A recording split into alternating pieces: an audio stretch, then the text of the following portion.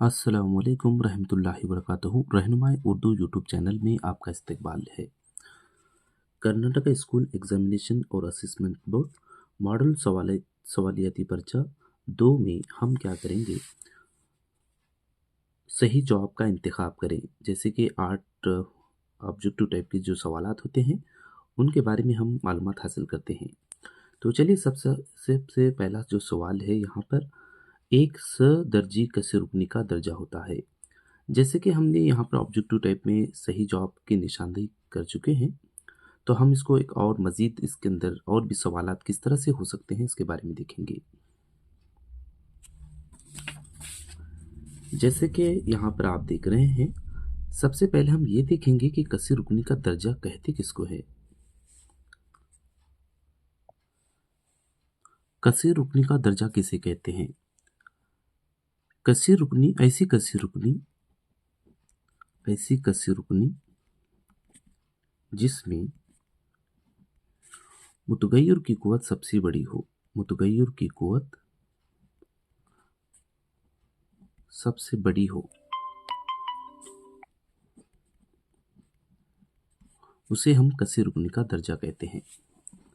जैसे मिसाल के तौर पर 2x² plus 3x³ plus 3x⁴। ऐसी कोई भी अगर मिसाल है तो आप देखेंगे कि यहाँ पर मुतगय्यर की कुव्वत 2 है, यहाँ पर 3 है, यहाँ पर 4 है। जो कसी रुकनी का जो दर्जा हम कहते हैं, मुतगय्यर की सबसे बड़ी कुव्वत जो देख रहे हैं यहाँ पर 4 है, तो इसी को हम कहते हैं कसी रुकनी का दर्जा कहते हैं।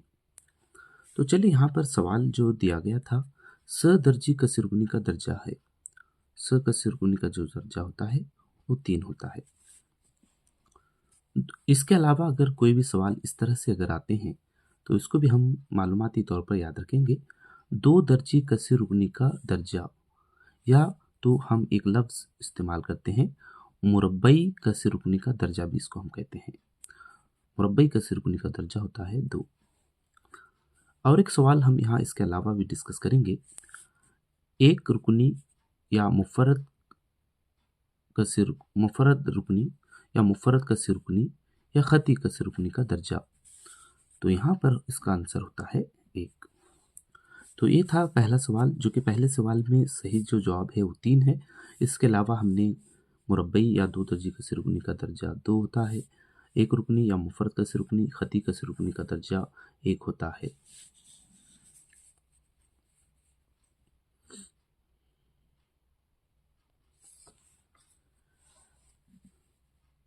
दूसरा सवाल हम देखेंगे, किसी क्लास वक्फा का वस्ती नुक्त मालूम करने का ज़ाबिता है। जैसे कि आप यहाँ देख रहे हैं, सही जो जवाब है बालाई हद जमा ज़री हद बटे 2। इसको हम यहाँ पर इंग्लिश में देखते हैं, upper limit plus lower limit by 2। सही जो जवाब है, जो कि हम एदाद व शुमारियात में इस सवाल को और मरतबा 3 मार्क्स के जब सवाल देखेंगे वहाँ पर इसको और मज़ीद डिस्कस करेंगे। इसके बाद तीसरा सवाल हम यहाँ पर देखेंगे, खती मसावात के जोड़े a1x plus b1y plus c1 equal 0 और a2x plus b2y plus c2 equal 0 को जाहिर करने वाले खतूत एक दूसरे को कता करते हैं, तो मंदरजे झेल में से सही ताल्लुक है। सही जो जवाब है उसका डी रहेगा। मॉडल क्वेश्चन पेपर 1 में भी हमने इसको डिस्कस किया था। जैसे कि हम देखते हैं, अगर इनकी निस्बतें a1 by a2 is not equal b1 by b2 हो तो खाते खतूत होंगे और उनका जो हल रहेगा एकता हल या एक ही हल। जिनके हल होते हैं उसे हम आहंग कहते हैं। इसके अलावा इस तरह के भी क्वेश्चंस हो सकते हैं। मालूमात के तौर पर इन दो यहाँ पर जानकारी हासिल करते हैं इनके ताल्लुक से। अगर निस्बतें a1 बाय a2 बराबर b1 by b2 not equal यानी मसावी नहीं है c1 बाय c2 के, तो हमारे जो खतूत होंगे मुतवाज़ी खतूत होंगे जिनका कोई हल नहीं होगा, और जिसके हल न हो उसे हम कहते हैं गैर हम आहंग कहते हैं। ग्राफ इनका जो कि खाते खतूत का इस तरह से ग्राफ रहेगा और मुतवाज़ी इस तरह से खतूत रहेंगे यहाँ पर। और तीसरा जो यहाँ पर है A1/A2 equal B1/B2 equal C1/C2 अगर इस तरह से हैं तो उसके जो हल होते हैं लामहदूद हल होते हैं और इन्हें मुंतबिक खतूत होंगे, और जिनके हल हैं इनको हम कहते हैं हम आहंग कहते हैं। इसके बाद हम चौथा सवाल हम डिस्कस करेंगे। एक हिसाबी तसाउद में अगर तीसरा रुकन 13 है और दूसरा रुकन 8 है तो तसाउद का पहला रुकन है।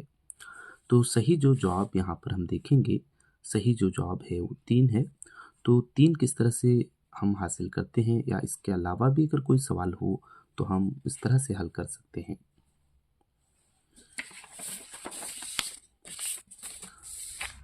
देखिए सवाल में बोला गया है कि तीसरा रुकन 13 है और दूसरा रुकन 8 है, यानी दूसरा रुकन यहाँ पर, तीसरा रुकन 13 और दूसरा रुकन यहाँ पर 8 है। अगर हम फ़र्क मालूम करेंगे, D equal A2 minus A1, A2 यहाँ पर है, A3 माइनस A2, A3 यहाँ पर 13 है, A2 8 है, 13 माइनस 8 कितना रहेगा, फर्क 8। अगर D की कदर को हम इस तरह से लिखें, A3 को या A2 को हम इस तरह से लिख सकते हैं,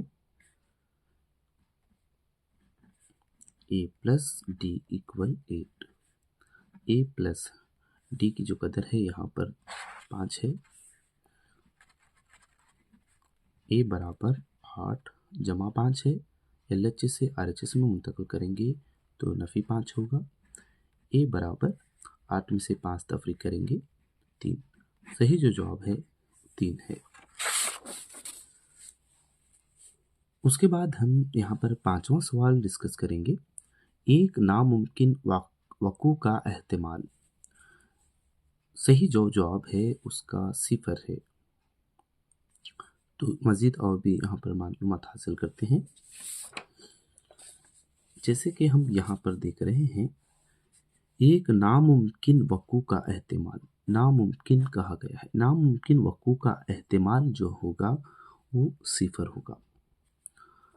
अगर इसके अलावा सवाल इस तरह से हो, मुमकिन वक़ू का एहतिमाल होता है, क्या होता है, 1 होता है। नामुमकिन अगर है तो 0 रहेगा, मुमकिन अगर है तो उसका जो जवाब होगा वो 1 होगा।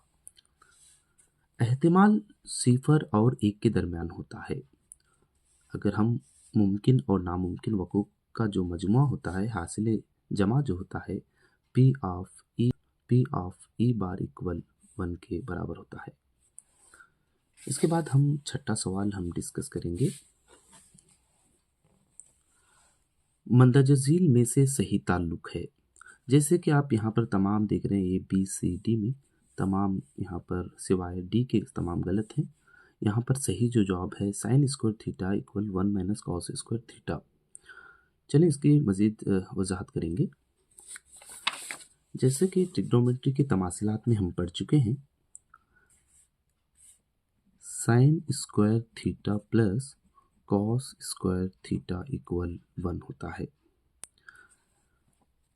साइन स्क्वायर थीटा को हम लिख सकते हैं sine square theta equal 1 plus cos square theta को अगर LHS से RHS में मुंतकिल करें, प्लस अगर है तो माइनस हो जाएगा 1 माइनस कॉस स्क्वायर थीटा। अगर हम कॉस स्क्वायर थीटा को लिखेंगे तो इस तरह से लिखेंगे 1 माइनस साइन स्क्वायर थीटा। इसके अलावा और भी मज़ीद 2 तरह से हम इसको लिखते हैं। जैसे कि साइन स्क्वायर थीटा को लिख रहे हैं, साइन स्क्वायर थीटा को लिख रहे हैं, या तो साइन स्क्वायर थीटा या साइन थीटा को लिखते हैं √1 माइनस कॉस स्क्वायर थीटा। जब साइन स्क्वायर जो है इक्वल की इधर चला जाए तो हम इसको लिखते हैं √1 minus cos square theta. Cos square theta के लिए भी ऐसे ही, कॉस स्क्वायर थीटा है कॉस थीटा, जब स्क्वायर इक्वल किधर ले जाते हैं तो इसको हम लिखते हैं 1 माइनस साइन स्क्वायर थीटा। इसके बाद हम यहाँ पर 7वां सवाल देखेंगे। मुसल्लस ABC और मुसल्लस DEF मुशाबा हैं, और अगर AB by DE equal BC by FD हो तो मंदरजील में से सही ताल्लुक है। सही जो जवाब है सी है, जाविया बी बराबर है जाविया डी के।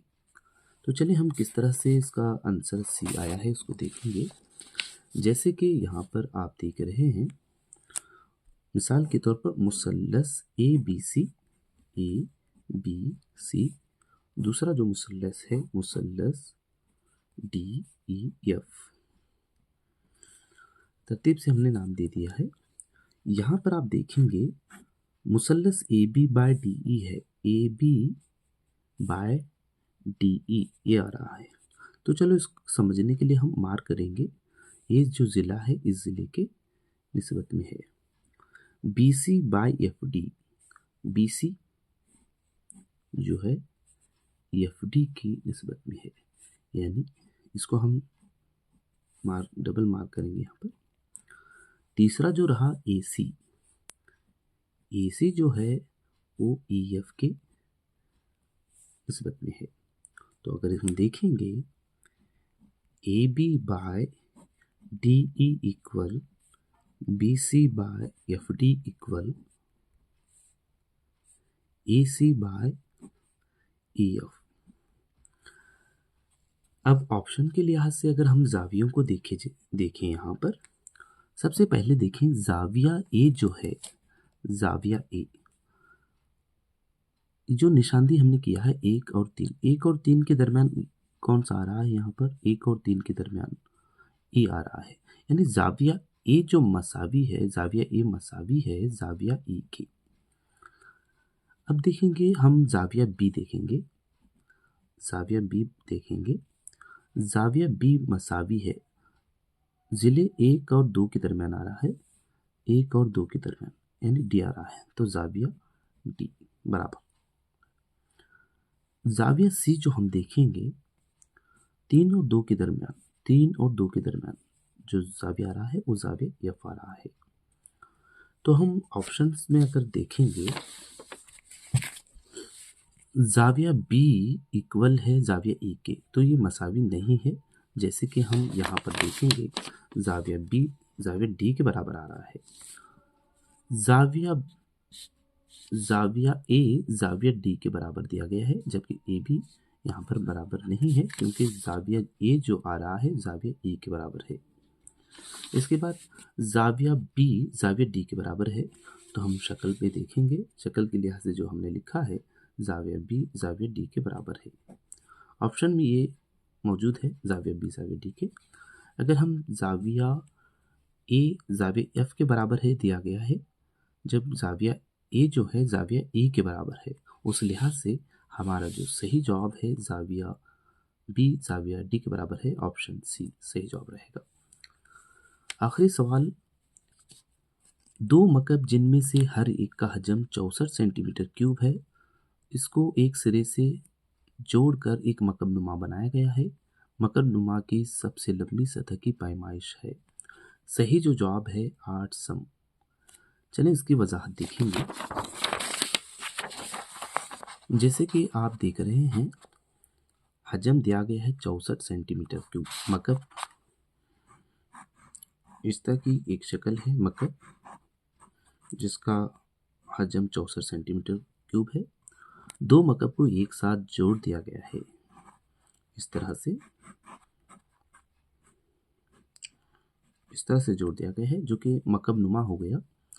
तो इस लेंथ को मालूम करना है, लंबाई को मालूम करना है। मकब का जो हजम मालूम करने का जो ज़ाबिता है, मकब का हजम वो है एल क्यूब है। जैसे कि हजम दिया गया है 64 सेंटीमीटर क्यूब है, एल क्यूब, या इसी को हम लिख सकते हैं एल क्यूब इक्वल 64। एल बराबर जो 3 है, जब इक्वल के इधर हम ले जाते हैं तो इसको लिखते हैं क्यूब रूट 64। एल बराबर 64 का जो जज़रुल मकब जो है वो है 4 है। सही जो जवाब है इसका यहाँ पर 8 सम आता है। जैसे कि हमें ये 4 सम और ये 4 सम है, तो हमें बोला गया है एक ज़िले की लंबाई अगर 4 सम है और दूसरे ज़िले की भी लंबाई 4 सम है, तो कुल यहाँ पर लंबाई होगी 8 सम होगी। 4 + 4 = 8, यानी मकब नुमा की जो लंबाई होगी 8 सेंटीमीटर होगी। सही जवाब है 8 सम। जज़ाकुल्लाह खैरन कसीरा। इस तरह से अगले वीडियो में हम मॉडल क्वेश्चन पेपर 3 के ऑब्जेक्टिव टाइप के सवाल डिस्कस करेंगे। और मैं तमाम से इल्तिमास करता हूँ कि इस वीडियो को लाइक करें, शेयर करें और अपने हम जमात साथियों को ज़रूर शेयर किए। जज़ाकुल्लाह खैरन कसीरा।